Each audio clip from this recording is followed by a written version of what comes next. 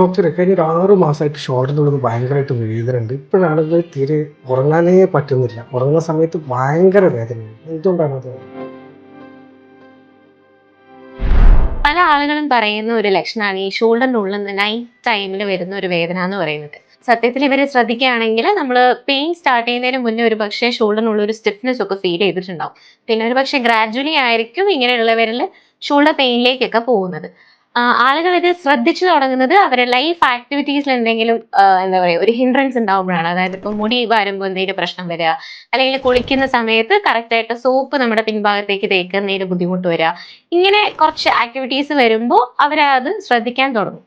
So ഇത് ഒരുപക്ഷെ frozen shoulder കൊണ്ടാകാം നമുക്ക് ഇങ്ങനത്തെ ലക്ഷണങ്ങൾ വരുന്നത്. പൊതുവെ ഷുഗർ ഉള്ളവരിലോ അല്ലെങ്കിൽ കൊളസ്ട്രോളിലെ പ്രശ്നങ്ങളുള്ളത്, തൈറോയിഡിലുള്ള പ്രശ്നങ്ങളുള്ളത്, ഇങ്ങനെയുള്ളവരിലൊക്കെ ഇത് ജനറലി കണ്ടുവരാറുണ്ട്. പെയിനും അതേപോലെ ഷോൾഡറിന്റെ ഒരു സ്റ്റിഫ്നെസ്സും ആണ് കോമൺലി ഇങ്ങനെയുള്ളവരിൽ കാണുന്ന പ്രധാനപ്പെട്ട ലക്ഷണങ്ങൾ. ഈ കണ്ടീഷൻ ഇനീഷ്യൽ സ്റ്റേജസിലൊക്കെ ആണെങ്കിൽ നമ്മൾ കറക്റ്റ് ആയിട്ടുള്ള എക്സസൈസസും കാര്യങ്ങളൊക്കെ കൊണ്ട് തന്നെ നമുക്കത് മാറ്റിയെടുക്കാം. പക്ഷെ എപ്പോഴെങ്കിലും ഇത് നമ്മുടെ ലൈഫിന്റെ ക്വാളിറ്റീനെ എഫക്ട് ചെയ്യുന്ന രീതിയിൽ നമ്മുടെ ഉറക്കം പോവുക, അല്ലെങ്കിൽ നമ്മുടെ ഡെയിലി ലൈഫ് ആക്ടിവിറ്റീസ് എന്തെങ്കിലും ബുദ്ധിമുട്ട് വരികയാണെങ്കിൽ നമ്മൾ അത് ശ്രദ്ധിക്കേണ്ടതാണ്. അങ്ങനെയുള്ള സിറ്റുവേഷൻസിലേക്ക് നിങ്ങൾ പോവുകയാണെങ്കിൽ ഉടനെ തന്നെ കറക്റ്റ് ആയിട്ടുള്ള ഒരു എക്സ്പേർട്ടിനെ കണ്ട് കറക്റ്റ് ആയിട്ട് എന്താണ് അസുഖം എന്ന് ഐഡന്റിഫൈ ചെയ്യാം. എന്നിട്ട് അതിന് വേണ്ടിയിട്ടുള്ള ട്രീറ്റ്മെന്റ്സിലേക്ക് പോവാം.